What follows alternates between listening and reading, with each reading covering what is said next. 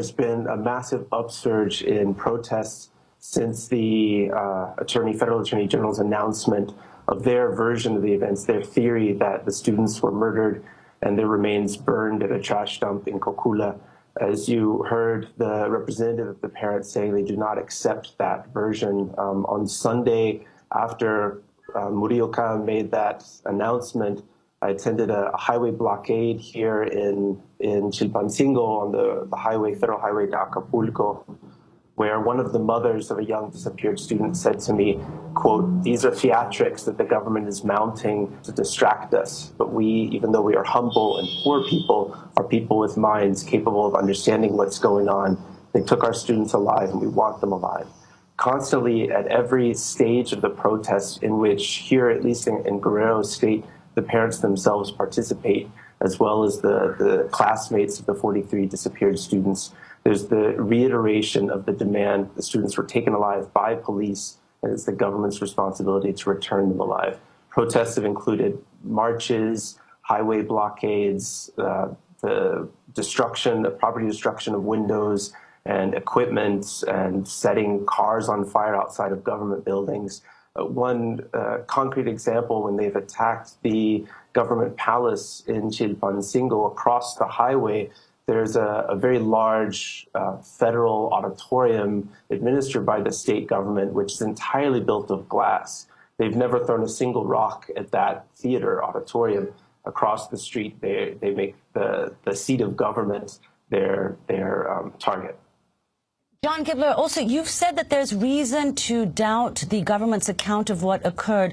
What have you learned from people on the ground there about what happened that night to these students?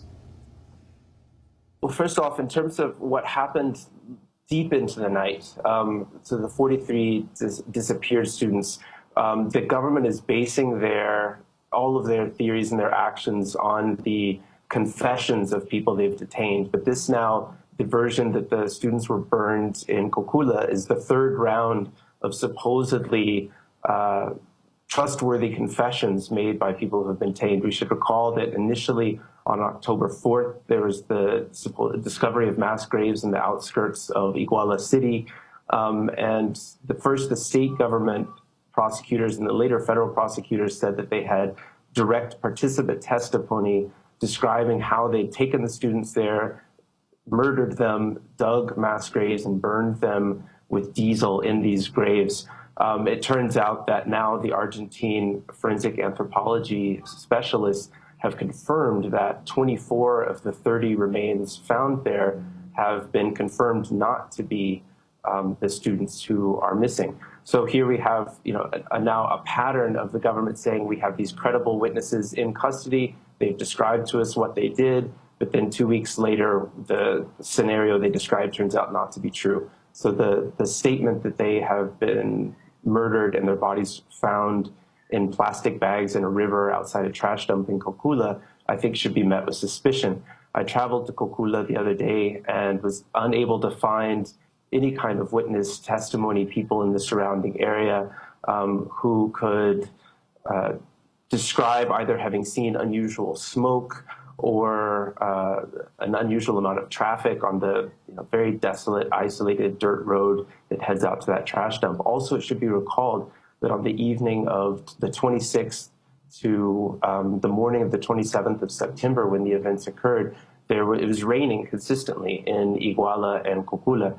I've recovered numerous testimonies of people, both surviving students from that night as well as journalists who arrived from Chilpancingo and local journalists in Iguala who described the rains that night, which has also been confirmed by consulting Mexican meteorological institutions, which makes it somehow harder to believe that 43 human beings were murdered and their bodies completely obliterated through a massive fire using diesel and expired tires, considering that it was raining all night.